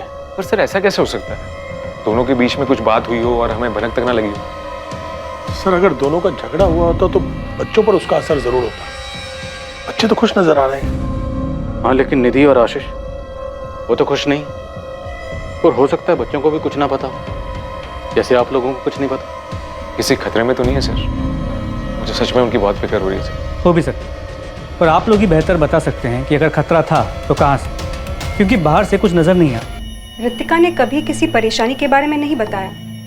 मैंने उसके सारे क्लासमेट से बात की है, अगर कुछ होता तो किसी ना किसी से जरूर कहती हूँ। और आर्यन, उसकी तो 2 हफ्ते पहले ही पेरेंट टीचर मीटिंग थी, निधि भी आई थी उसमें। उसको देखकर बिल्कुल नहीं लग रहा था वो थोड़ी भी परेशान है। वो लोग 6 जुलाई को निकले थे, उसके 4-5 दिन पहले रितिका और आर्यन के बर्ताव में कोई बदलाव? नहीं मैम, कोई भी बदलाव नहीं था। अगर ऐसा कुछ होता तो मुझे जरूर पता चलता। रितिका भी बिल्कुल नॉर्मल थी, अगर कुछ बदलाव होता तो मैं नोटिस जरूर करती उसे। और अजीब बात तो ये है मैडम कि कल से आर्यन के क्वार्टरली एग्जाम स्टार्ट हुए हैं, जो कि बहुत ही इंपॉर्टेंट होते हैं। कोई भी माँ उस बीच अपने बच्चों को छुट्टियों पे कैसे ले जा सकती है? 11 जुलाई 2017 आशीष शर्मा और उसके परिवार के गायब होने के ठीक 5 दिन बाद एक खबर आई, जिससे आखिरकार ये पता चला कि वो लोग पूरे परिवार के साथ अपनी कार लेकर मुंबई से किस तरफ निकले थे। इस खबर ने इस मिसिंग केस को और भी ज्यादा उलझा दिया था, लेकिन इस खबर की ही मदद से पुलिस को आखिरकार आशीष और उसके परिवार को ढूंढने में सही दिशा मिली थी।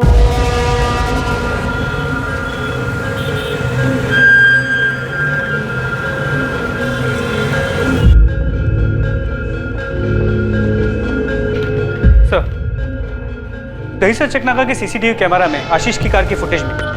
दहीसर चकनाका तो मतलब महाबलेश्वर तो नहीं गए, और आशीष ने विवेक को जो बोला था वो सिर्फ एक बहाना ही था।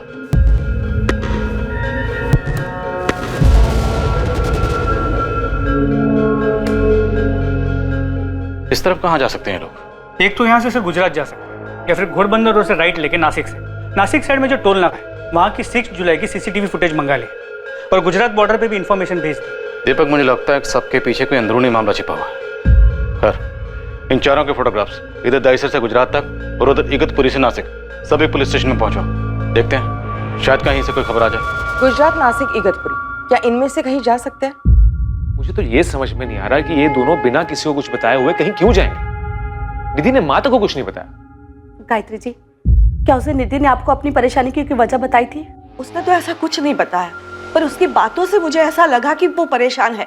और मैंने उसको पूछा भी, पर उसने कहा कि ऐसी कोई बात नहीं है। हाँ माँ, सब ठीक चल रहा है।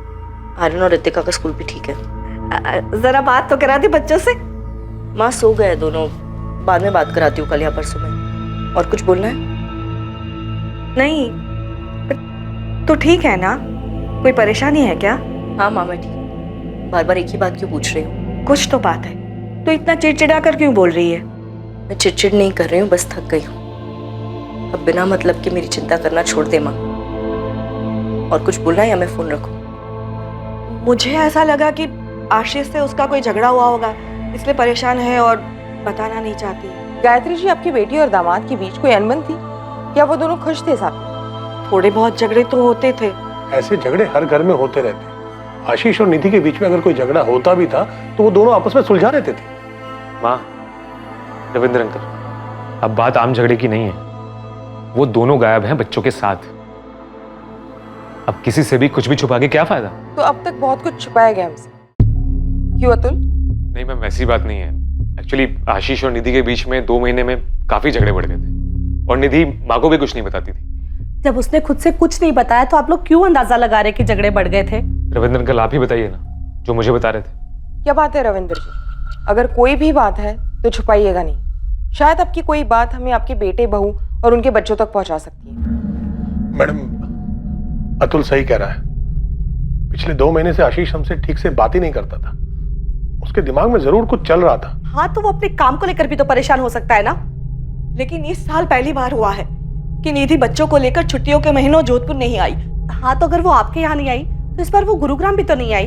अरे लेकिन एक मिनट, इस झगड़े का कारण था क्या? यही तो नहीं पता मैडम। ना माँ को कुछ ठीक से पता है, ना रविंद्र अंकल को कुछ ठीक से पता है।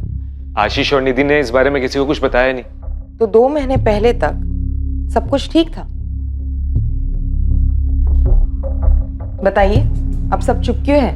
2 महीने पहले तक सब कुछ ठीक था। हमें तो सब कुछ ठीक ही लग रहा था 2 महीने पहले तक। मैडम, उन दोनों के बीच में जो कुछ भी चल रहा था उन्होंने हमें कुछ नहीं बताया, पर यह बात पक्की है कि कुछ तो ठीक नहीं था उन दोनों के बीच में। परेशानी की कोई वजह तो थी।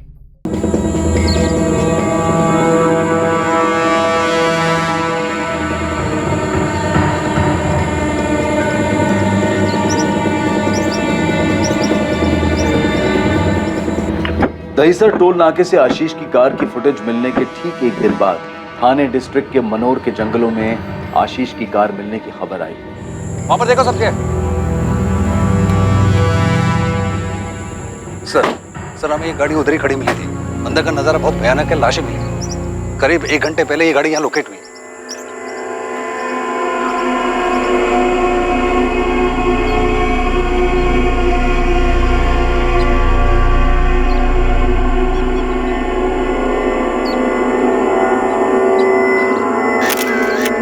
सर वो जो चौथा आदमी है आशीष शर्मा, उसकी लाश अभी तक नहीं मिली।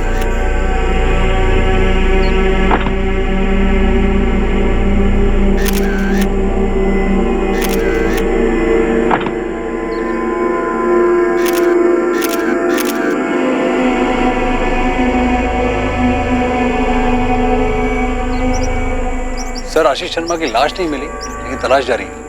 आखिर इस फैमिली में ऐसा हुआ क्या? इसने जबरदस्ती कुछ किया हो, ऐसा लग तो नहीं रहा। सर चांसेस है कि ये केस सुसाइड का हो। पूरी फैमिली ने एक साथ किया, लेकिन सिर्फ आशीष की बॉडी नहीं। सर मैंने एक टीम भेजी पास की वेतना नदी के लिए, लेकिन सारे देख के तो यही लग रहा है कि पहले सुसाइड करने की कोशिश की गई थी और फिर बाद में हिम्मत टूट गई।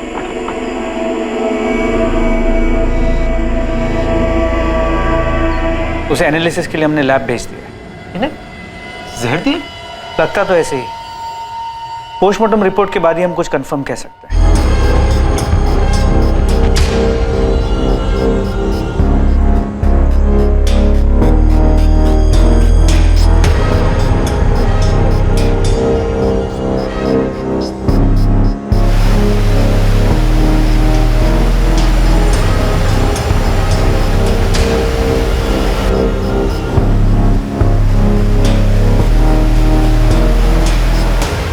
इंस्पेक्टर साहब, हमारी तलाश जारी है। आज भी 3 डाइवर्स गए हैं नदी में, लेकिन हमें कुछ मिला नहीं है। मैंने दूसरी टीम को नदी के आगे भी छानबीन करने के लिए कहा। इस केस में काफी गड़बड़ है। सुसाइड है या मर्डर, या फिर मर्डर को सुसाइड का रूप देकर हमारे सामने परोस दिया गया? हाँ, बेरामेक्सिन का इस्तेमाल किया गया था। बच्चों को भी यही दवाई दी गई है? हाँ, आपको एक चॉकलेट का बॉक्स मिला था। यस। दवाई शायद उसी में मौजूद थी। बच्चों को मुश्किल से 5 मिनट लगे होंगे कोलैप्स करने में, और उनकी माँ को लगभग 10 मिनट लगे होंगे, और मौत उसके तुरंत बाद ही हो गई। ऑफिसर, आपका अंदाजा बिल्कुल सही है। चॉकलेट्स में बेरामेक्सिन मौजूद है, वो भी काफी ज्यादा क्वांटिटी। ये जो बंदा आशीष शर्मा फार्मा कंपनी में काम करता है, तो पक्का इस ड्रग के बारे में जानता होगा। इनफैक्ट हो सकता है कि इसकी कंपनी इस ड्रग की डिस्ट्रीब्यूटर हो। हाँ सर, हमारी कंपनी बेरामेक्सिन की डिस्ट्रीब्यूटर है। आशीष सेल्स में था और इसके बारे में जानता था। सर यकीन ही नहीं आता कि आशीष इस तरह खुद की और अपने परिवार की जान ले सकता है।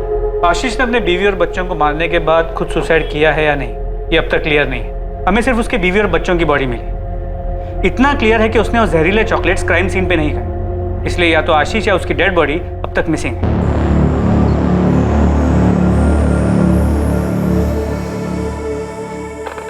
आर्यन, रितिका,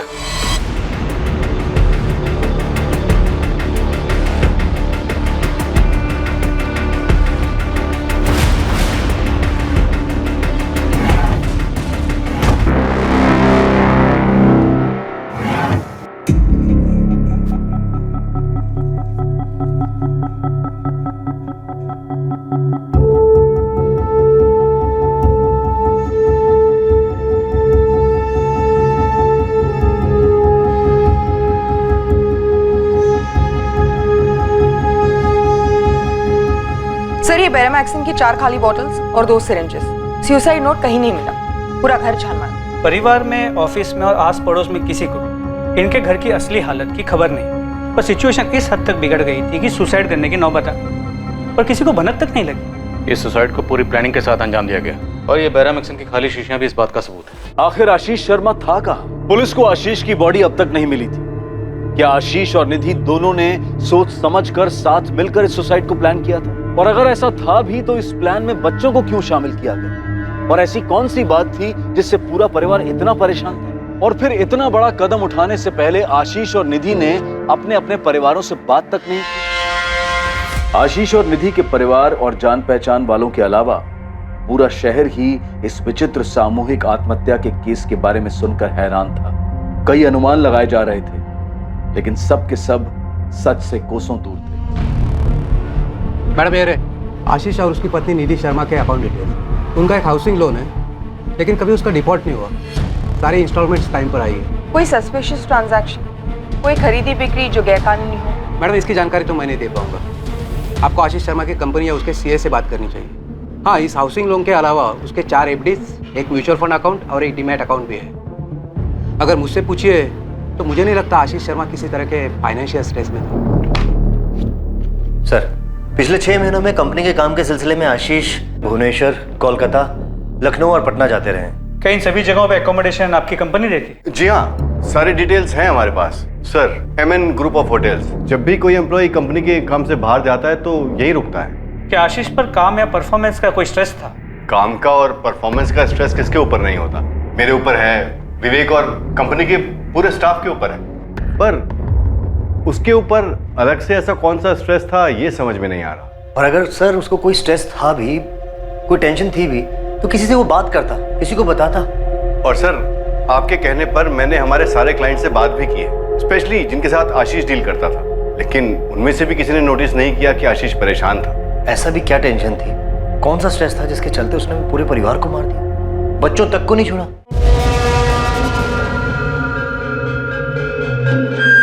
सर, मैंने आशीष और निधि के बैंक स्टेटमेंट और फाइनेंशियल डिटेल्स को बारीकी से स्टडी किया।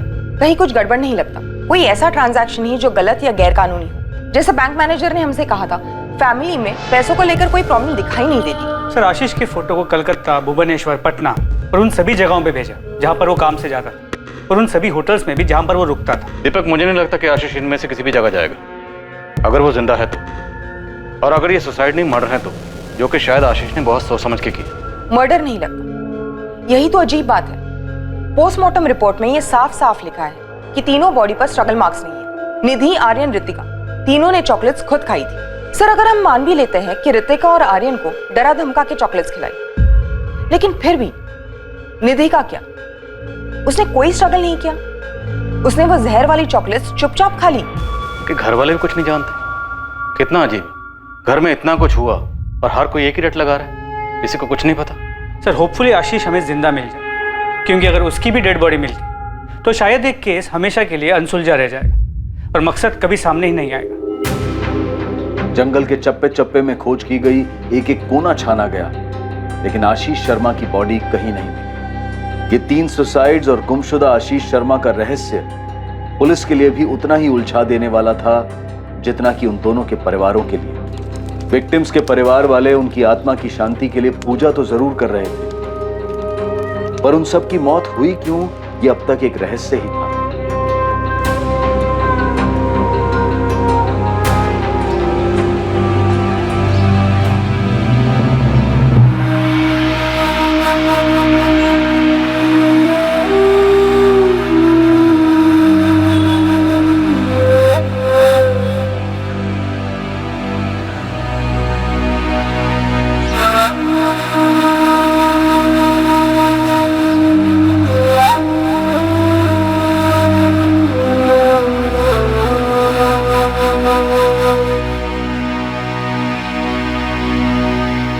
आशीष शर्मा जिंदा था और दर दर भटक रहा था, दिशाहीन और निर्जीव।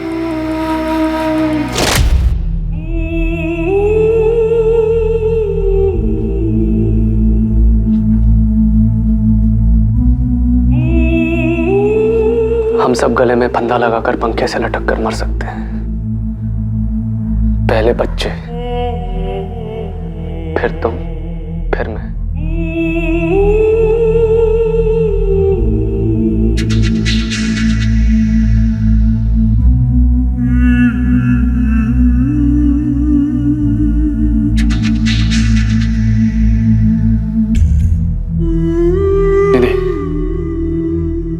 हम सब जाकर नदी में कूदकर अपनी जान देंगे। नहीं आशीष, ये नहीं होगा मुझसे।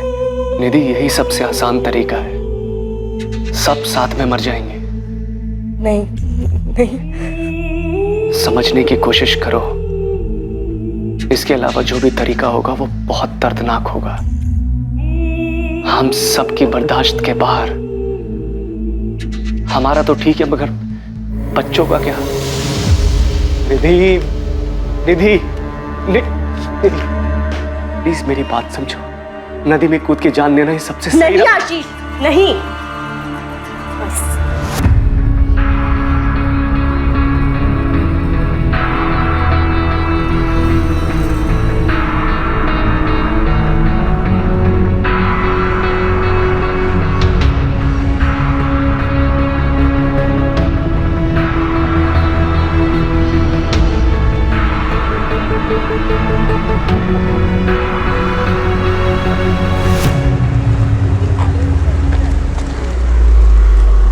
पुलिस पूरी जद्दोजहद के साथ आशीष को आसपास के सभी शहरों में ढूंढ रही थी, लेकिन आशीष इसी शहर मुंबई में भटक रहा था और अब तक पुलिस की नजर में नहीं आया।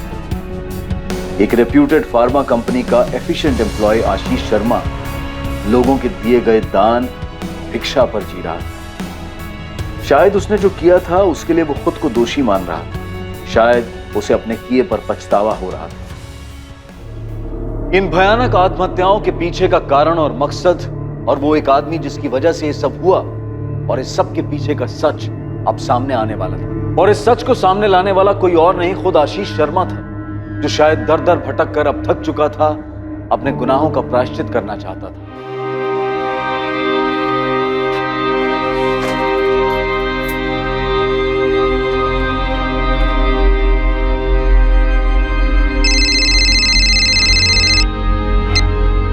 हेलो विवेक। आशीष, थक गया हूं मैं, थक गया हूं भटकते भटकते। आशीष तू है कहाँ? मैंने तीनों को मार डाला, निधि, रितिका, आर्यन, सबको खत्म कर डाला। आशीष तू है कहाँ इस वक्त? बोलना। समझ में नहीं आ रहा है कहाँ जाऊं, क्या करूं। आशीष तू कुछ मत कर, तू मुझे ये बता तू है कहाँ, मैं आता हूँ तुझे लेने के लिए। तेरी सोसाइटी के पास, तेरे घर के सामने वाली दुकान पर।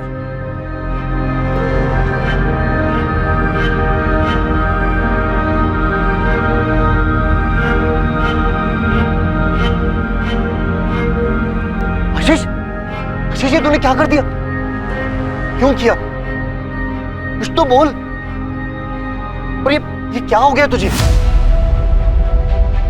माँ, अभी अभी फोन आया कि आशीष मिल गया। क्या? उसने कुछ कहा? क्यों मार डाला उसने सबको? उसने अभी तक किसी को कुछ नहीं बताया माँ। मैं अभी मुंबई के लिए निकल रहा हूँ। रविंद्र अंकल और कल्पना आंटी भी वहां पहुंच रहे होंगे। क्यों आशीष, ऐसी क्या मजबूरी थी जिसने तुम्हें अपने परिवार की जान लेने पर मजबूर कर दिया? हम दोनों ने मिलकर यह फैसला लिया था, प्लान बनाया था आत्महत्या करने का। कई सारी तरीके ढूंढे, सबसे आसान यही लगा जिससे किसी को भी तकलीफ नहीं हो। मैं किसी को भी दर्द नहीं देना चाहता था। निधि भी मेरी बात मान गई।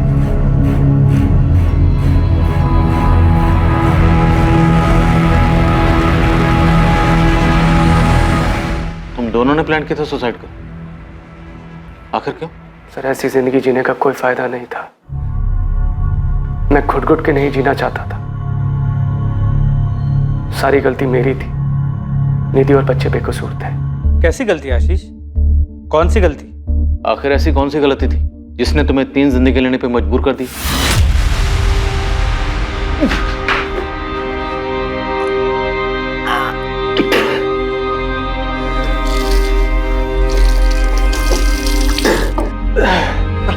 आशीष, आराम से बैठो।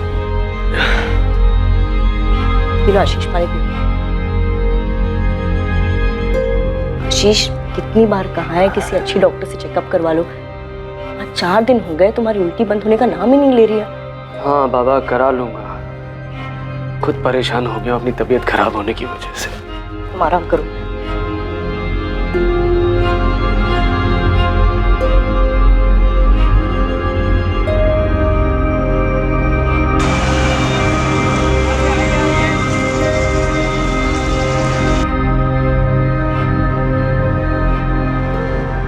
आशीष शर्मा जी। 3500। मैम बता सकते हैं इसमें क्या लिखा है? ये आपको सिर्फ डॉक्टर साहब ही बताएंगे। मेरा काम सिर्फ रिपोर्ट देना है।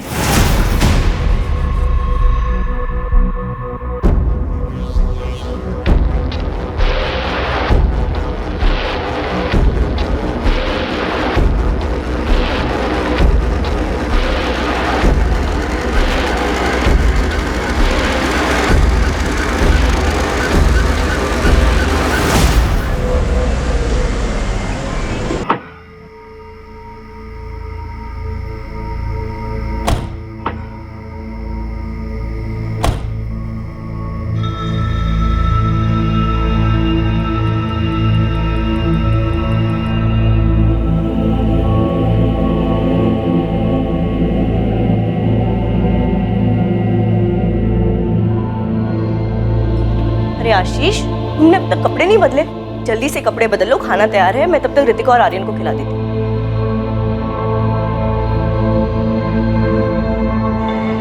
क्या हुआ, तुम ठीक हो ना? आशीष, क्या हुआ, कुछ बोलोगे? कुछ बताना है तुम्हें। क्या बताना चाहते हो? जब मैं ऑफिस के काम से पटना गया था, मैंने अपना चेकअप करवाया था और इस बार कोलकाता के ट्रिप में फिर से सारे टेस्ट करवाए। मुझे लगा पटना की रिपोर्ट गलत आई होगी, मगर दोनों जगह के रिजल्ट एक ही है। निधि, हम HIV पॉजिटिव। आशीष, लेकिन ऐसा कैसे हो सकता है? ऐसे कोई HIV पॉजिटिव तो नहीं।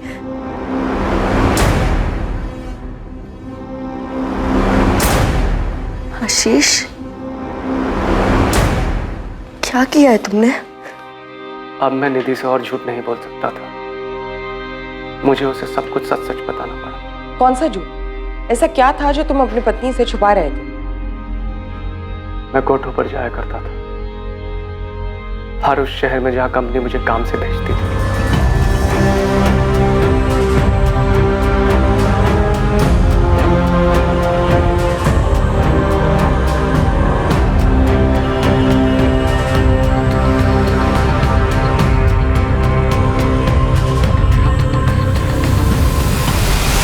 कुछ दिनों से, बल्कि कुछ महीनों से मुझे बड़ा अजीब सा लग रहा था।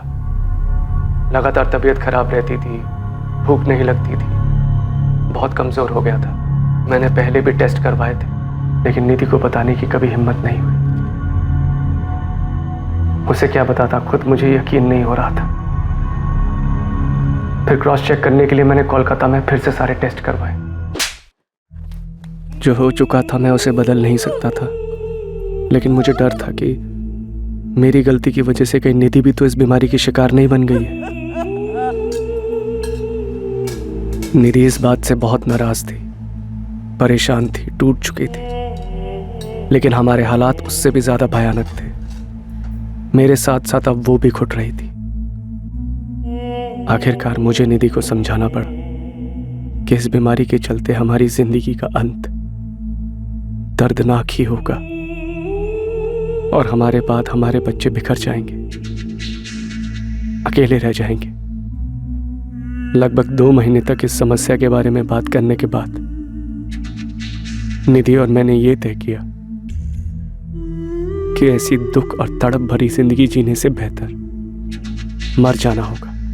निधि, हम हमारी फैमिलीज और बाहर समाज के लोगों को कैसे मुंह दिखाएंगे? इस बीमारी के नाम पर ही लोग घिन से देखते हैं। और आर्यन और रितिका, उनका क्या? हमारे जाने के बाद क्या हाल होगा उनका? उनके माँ बाप की बीमारी का कारण जानने के बाद लोगों ने कभी चैन से जीने नहीं देंगे। सबसे बचने का सिर्फ एक तरीका है, हमें खुद को खत्म करना होगा। हमने मरने के कई तरीके ढूंढने की कोशिश की, फिर ये तरीका सामने आया। मैं एक आदमी को जानता था जिसके पास उसका स्टॉक था। मैंने उसे झूठ बोल दिया कि हॉस्पिटल में इमरजेंसी में इसकी जरूरत है, और उसने वो बॉटल्स मुझे दे दी। तुम सबके मरने का प्लान था, पूरे परिवार का? जी। तुम कैसे बच गए? बीमारी तो तुम्हें ही थी ना? मैं डर गया था सर, हिम्मत हार गया था मैं। और निधि की रिपोर्ट्स वो कहाँ है? मैंने निधि का टेस्ट नहीं करवाया था। तुमने निधि के टेस्ट कभी करवाए नहीं, तो तुम्हें कैसे पता था कि निधि HIV पॉजिटिव थी? सर, वो मेरी पत्नी थी और एक नॉर्मल कपल की तरह हमारे बीच भी फिजिकल रिलेशन था, तो स्वाभाविक है अगर मुझे HIV पॉजिटिव है तो उसे भी होगा। और बच्चे, उनका क्या? उन्हें क्यों मार डाला? बच्चे बेकसूर थे सर, उन्हें तो पता भी नहीं था कि हमने क्या प्लान किया। लेकिन हमारे जाने के बाद कौन संभालता उनको? मैं और निधि उन्हें अनाथ बनाकर नहीं जाना चाहते थे। समाज में जब सबको पता चलता कि उनके माँ बाप को HIV पॉजिटिव है, जीना दुश्वार हो जाता उनका यहाँ। तुमने निधि के टेस्ट नहीं करवाए, बच्चों का कोई लेना देना नहीं था इनसे, और तुमने उन सबकी जिंदगी खत्म करने का फैसला ले लिया। मैं और निधि नहीं चाहते थे कि हमारे जाने के बाद हमारे बच्चे किसी भी परेशानी का सामना करें, इसीलिए फैसला हमने मिलकर लिया था। लेकिन निधि तो मर गई और तुम जिंदा हो। तुमने अपनी बीमारी की वजह से निधि को मौत के मुंह में कूदने पर मजबूर किया। तुम डर गए? तो मुझे भी मार दीजिए सर, मेरी वजह से मेरी बीवी, मेरे बच्चे सब चले गए। मुझे भी जीने का हक नहीं है सर, मार दीजिए सर, मुझे भी मार दीजिए सर। क्या बकवास कर रहा है आदमी? सर, मुझे इसकी बात पे बिल्कुल भी यकीन नहीं। सर, कुछ और ही हुआ है। कुछ और हुआ तो हम उसे ढूंढ निकालेंगे, ये हमारे लिए भी जानना जरूरी है। पर सर, ऐसा कैसे हो सकता है? सर, निधि के साथ इतनी बड़ी बात हो गई और उसने हमें कुछ भी ना बताया हो। और सर, रिपोर्ट्स कहाँ हैं जिसमें लिखा है कि निधि HIV पॉजिटिव थी? और आशीष की रिपोर्ट्स कहाँ हैं? सर, मैं कह रहा हूँ बात कुछ और ही है। रविंदर जी, वही कुछ हम भी पता करने की कोशिश कर रहे हैं। हमने आपके बेटे को टेस्ट के लिए भेजा, उसका कहना है कि उसने अपनी टेस्ट रिपोर्ट जला दी और निधि के टेस्ट कभी करवाए नहीं गए। फिलहाल उसने इतना ही कहा। सर, झूठ बोल रहा है आदमी। सर, वो हत्यारा है। सर, उसने बच्चों को और निधि को मार डाला। सर, उसने प्लान ही बनाया था निधि को और बच्चों को मारने का। उसका सर खुद मरने का कभी प्लान था ही नहीं, इसलिए बाहर अकेला जिंदा घूम रहा सर। हम आशीष के टेस्ट की रिपोर्ट का इंतजार कर रहे हैं, चार्जेस उसके बाद ही फाइल हों। आशीष को टेस्ट के लिए भेजा गया ताकि उसकी सच्चाई का पता लगाया जा सके। या तो ये आशीष शर्मा झूठ बोल रहा है या तो फिर इसे गलत रिपोर्ट्स दी गई होंगी उन दोनों जगहों से जहां से भी इसने टेस्ट करवाए। He is not HIV positive. Sir मुझे तो लगता है कि ये आशीष शर्मा झूठ बोल रहा है। मेरी सलाह तो यही है कि 2-3 लैब्स में और इसकी जांच होनी चाहिए। क्या निधि के ब्लड सैंपल से ऐसी कोई बात सामने? नहीं, बिल्कुल नहीं। और अगर ऐसा कुछ होता तो मैं खुद ही बता देती। निधि HIV पॉजिटिव नहीं थी। सर अब तो रिपोर्ट्स भी सामने आ गई और ये साफ हो गया कि ये बंदा सफेद झूठ बोल रहा है। ये पूरी इसकी प्लानिंग। बीवी को कॉन्फिडेंस में लेके बीवी और बच्चों को मार दिया और प्लान भी ऐसा बनाया कि सांप भी मर जाए और लाठी भी ना तोड़े। लेकिन किस लिए? मकसद क्या था? आशीष के ब्लड सैंपल्स दूसरे 2-3 लैब्स में टेस्ट के लिए भेजे गए और वहां भी रिजल्ट यही था, आशीष शर्मा HIV पॉजिटिव नहीं था। आशीष से कड़ी पूछताछ की गई ताकि इस जुर्म का असल मकसद सामने आ सके, ये पता चल सके कि आशीष झूठ बोल रहा था या नहीं। कहीं ऐसा तो नहीं था कि आशीष ने जानबूझकर अपनी पत्नी को HIV पॉजिटिव वाली बात पर यकीन दिलाया था ताकि वो निधि और बच्चों से अपना पीछा छुड़ा सके। लेकिन बार बार पूछने पर भी आशीष अपने पहले बयान पर टिका रहा। आशीष शर्मा पर IPC की धारा 302 के तहत अपनी पत्नी और बच्चों की हत्या करने के चार्जेस लगाए गए। केस के ट्रायल के दौरान भी आशीष इसी बात पर टिका रहा। यह उसका और उसकी पत्नी का आपसी सहमति से लिया गया फैसला था। ट्रायल के बाद आशीष शर्मा को उसकी पत्नी और बच्चों के मर्डर के चार्ज में उम्र कैद की सजा सुनाई गई।